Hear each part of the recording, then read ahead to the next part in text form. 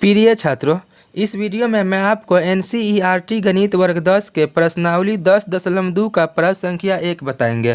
तो देखिए क्या है प्रश्न। यह प्रश्न है कि एक बिंदु Q से एक वृत्त पर स्पर्श रेखा की लंबाई 24 सेंटीमीटर है। तो एक बिंदु यहाँ Q मान लिए है और यहाँ एक वृत्त है। तो Q बिंदु से वृत्त पर स्पर्श रेखा की लंबाई 24 सेंटीमीटर है। जो PQ है ना, यहाँ जो स्पर्श रेखा था इसकी लंबाई 24 हो गई। और फिर आगे यही सवाल में है कि तथा Q की केंद्र से दूरी 25 सेंटीमीटर है। तो Q बिंदु जो है ना, तो इसकी केंद्र से, जैसे वृत्त के केंद्र से इसकी दूरी जो हो गई 25 सेंटीमीटर। तो वृत्त की त्रिज्या है, तो वृत्त की त्रिज्या निकालना है। तो ऑप्शन ए में है 7 सेंटीमीटर, तो ऑप्शन बी है 12 सेंटीमीटर, और सी है 15 सेंटीमीटर, और डी है 24 सेंटीमीटर। तो आइए इसको पहले हल करते हैं। तो इसको हल करने के लिए पहले यहाँ देखिए, ये त्रिभुज है एक। तो त्रिभुज में भी ये समकोण त्रिभुज है, क्योंकि जो वृत्त की त्रिज्या होती है ना, तो स्पर्श रेखा पर लंब होती है। तो यहाँ पे 90 डिग्री का कोण होगा। तो वृत्त की त्रिज्या स्पर्श रेखा पर लंब होती है, तो इसीलिए ये समकोण त्रिभुज है। तो यहाँ हल करेंगे तो पहले ऊपर लिख देंगे कि समकोण त्रिभुज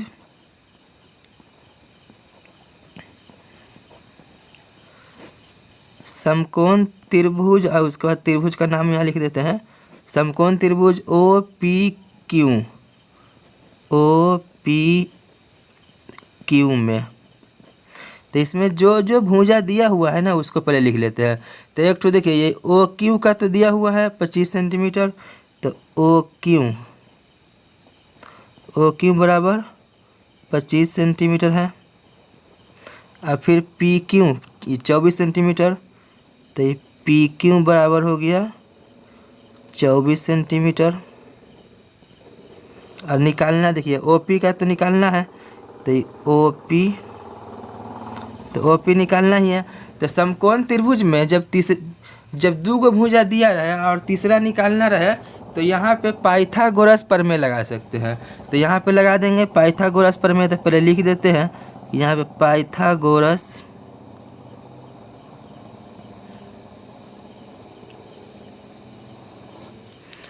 प्रमेय से।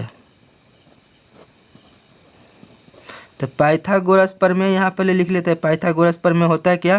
तो पाइथागोरस प्रमेय है कर्ण स्क्वायर बराबर लंब स्क्वायर प्लस आधार स्क्वायर। तो ये पाइथागोरस प्रमेय हो गया। कर्ण स्क्वायर बराबर लंब स्क्वायर प्लस आधार स्क्वायर। तो देखिए यहाँ पे पहले कर्ण कौन है? तो कर्ण जो होती है ना, तो समकोण के सामने वाली भुजा होती है। तो समकोण ये है ना, तो इसके सामने वाली भुजा कर्ण हो गई। तो OQ जो है ना, कर्ण हो गई। और कर्ण पहचानने का एक और तरीका है कि सबसे बड़ी भुजा जो होती है ना त्रिभुज में, वही कर्ण होती है। ऐसे भी पहचान सकते हैं कि समकोण के सामने वाली भुजा कर्ण होती है। तो कर्ण हो गई OQ। तो यहाँ पे कर्ण के यहाँ पे लिख देंगे OQ का स्क्वायर बराबर। अब यहाँ पे लंब देखना है। तो लंब इसमें जो दो भुजा है ना, ये बचा हुआ कर्ण के अलावा, तो ये दोनों में से किसी को भी मान सकते हैं, क्योंकि यहाँ पे तो कोण पता नहीं है ना, कोण तो कोई एक ना बताया है। तो ये दोनों में से कोई एक, तो ये दोनों में से किसी को भी मान सकते हैं। तो चलिए इसी को मान लेते हैं OP को लंब।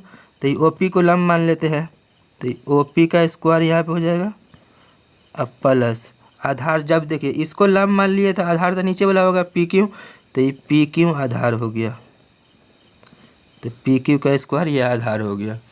तो अब देखिए यहाँ पे OQ का मान कितना है? तो OQ का 25 है। तो यहाँ लिख देंगे 25 का स्क्वायर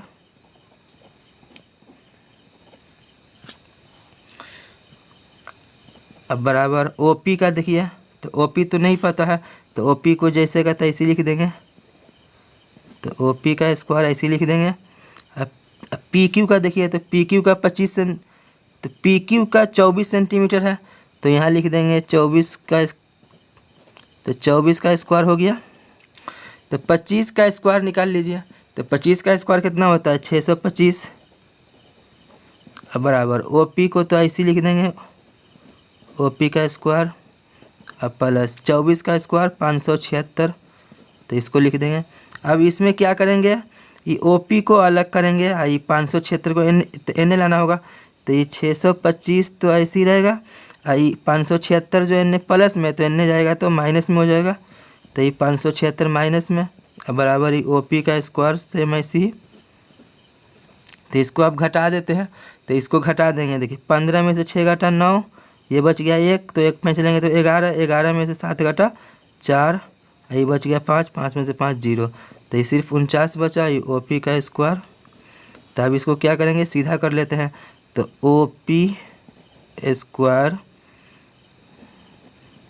बराबर इसको देखिए 49 एन है, तो 49 को एन कर दिया, OP को एन कर दिया, तो इसमें से स्क्वायर हटाएंगे तो एन रूट में हो जाएगा ये 49, तो सीधे यहाँ OP लिखेंगे ना, तो ये 49 जो है ना तो ये रूट में हो जाएगा, तो ये OP बराबर कितना हो जाएगा, तो सीधे 7, तो OP का मान निकल गया 7, तो OP यही ना त्रिज्या, वृत्त की त्रिज्या, तो देखिए 7 सेंटीमीटर निकला है नहीं, तो ऑप्शन कितना में है 7 सेंटीमीटर, तो ऑप्शन ए में है। देखिए तो 7 सेंटीमीटर, तो ये ऑप्शन ए इसका सही हो जाएगा। तो 2 नंबर सवाल देख लीजिए। तो 2 नंबर सवाल है कि आकृति 10.11 में यदि TQ केंद्र O वाले किसी वृत्त पर 2 स्पर्श रेखाएं इस प्रकार है कि कोण POQ बराबर 110 डिग्री, तो कोण PTQ बराबर है। तो यहाँ पे देखिए, यहाँ पे आकृति बताया हुआ है कि आकृति 10.11 में, तो आकृति 10.11 यहाँ बना है, तो इसमें यदि तो बताया कि TP और TQ केंद्र O वाले वृत्त पर 2 स्पर्श रेखा है। तो देखिए ये TP और TQ जो है ना, ये दोनों स्पर्श रेखा है O केंद्र वाले वृत्त का। तो ये दोनों के बीच में जो कोण बना है ना यहाँ पे, तो 110 डिग्री का यहाँ पे केंद्र पे बना है ये दोनों से, तो केंद्र पे 110 डिग्री का, तो यहाँ पे का कोण का पूछ रहा है कि कोण PTQ बराबर है कितना है, तो यहाँ पे जो कोण बना है तो इसका पूछ रहा है कितना है। तो यहाँ पे एक चीज़ पे ध्यान दीजिए, जब 2 स्पर्श रेखा के बीच में यहाँ पे जो कोण बने और फिर यहाँ पे जो कोण बने ना केंद्र पे, तो ये दोनों को जोड़ने के बाद 180 डिग्री हो जाता है। तो ये चीज़ पे ध्यान दीजिएगा कि केंद्र पे जो कोण बने और फिर ये दोनों स्पर्श रेखा के बीच में जो कोण बनेगा ना, तो ये दोनों का योगफल 180 डिग्री होता है। तो यहाँ पे लिख देते हैं पहले कि कोण, इसका नाम पहले लिख देते हैं PTQ और जोड़, फिर कोण इसका नाम लिख देते हैं POQ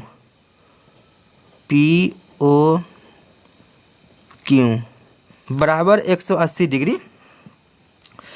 तो देखिए यहाँ पे कोण PTQ, इसका मान तो नहीं पता है, तो इसको सेम ऐसे लिख देंगे, कोण PTQ जोड़, तो इसका मान कितना है, कोण POQ का, देखिए POQ 110 है, तो इसका लिख देंगे यहाँ पे 110 डिग्री, अब बराबर ही 180 डिग्री, तो ऐसी सेम।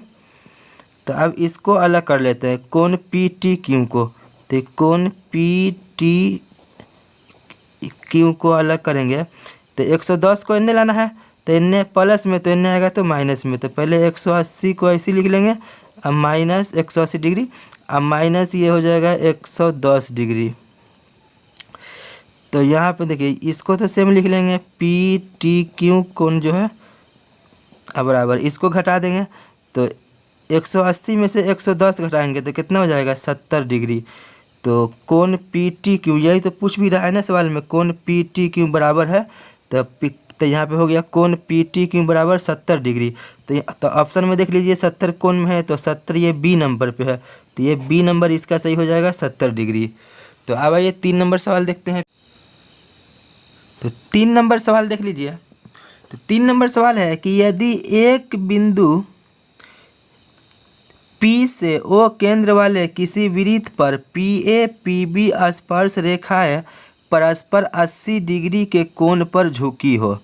तो यहाँ देखिए ये P बिंदु से ये O केंद्र वाले एक वृत्त है, तो इस पर 2 स्पर्श रेखाएं PA और PB 80 डिग्री के कोण पे है। यहाँ पे जो कोण बना है ना तो ये 80 डिग्री का कोण पे झुका है।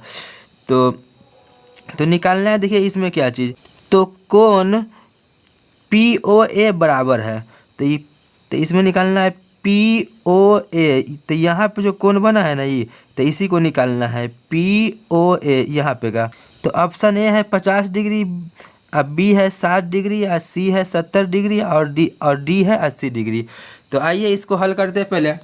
तो दिया हुआ है कोण APB, तो APB 80 डिग्री दिया है ना, तो यहाँ पे लिख देंगे हल कि दिया है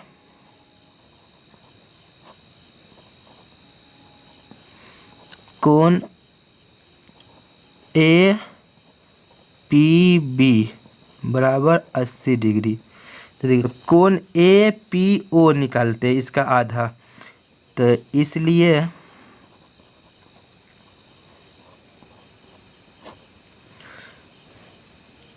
कोण APO बराबर, तो APO ये इसका आधा है ना, तो ये कितना होगा, ये 80 का भी आधा हो जाएगा। तो 80 का आधा कितना हो जाएगा, ये 40 डिग्री।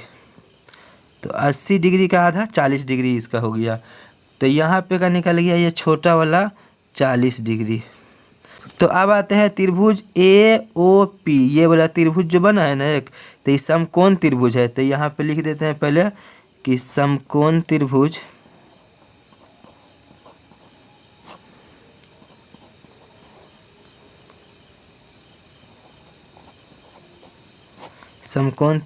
AOP में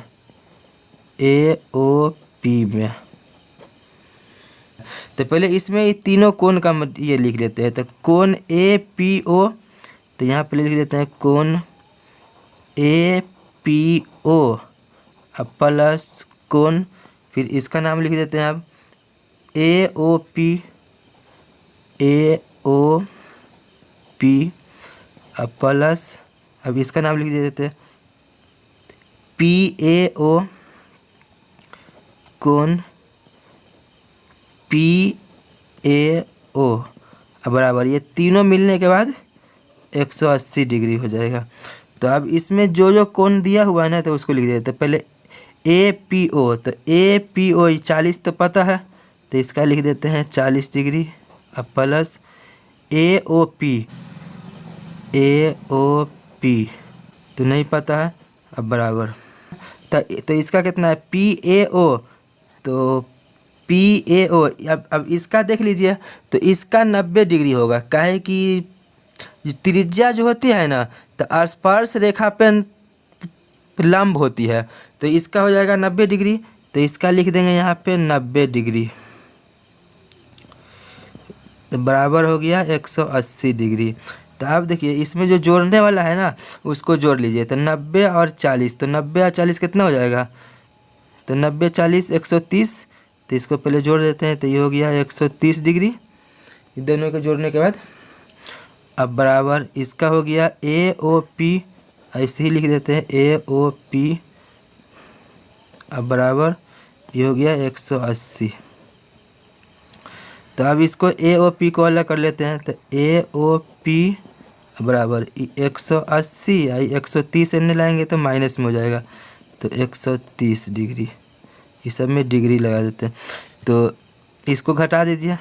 तो AOP बराबर 180 में से 130 घटाएंगे तो 50 हो गया, 50 डिग्री। तो यही तो निकालना भी है।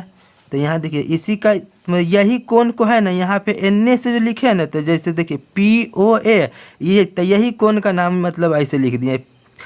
अगर NA से नाम लिखेंगे POA, तो इस तरह से हो गया। आप भी हम यहाँ पे लिख दिए हैं NA से नाम AOP, तो इसी को हम सीधा करके ये कोण यही है, खाली नाम लिखने में ये हो गया है। तो इसको ऐसे भी लिख सकते हैं, पहले POA, तो यही कोण बना, देखिए POA यही कोण हुआ, ऐसे भी AOP यही कोण है।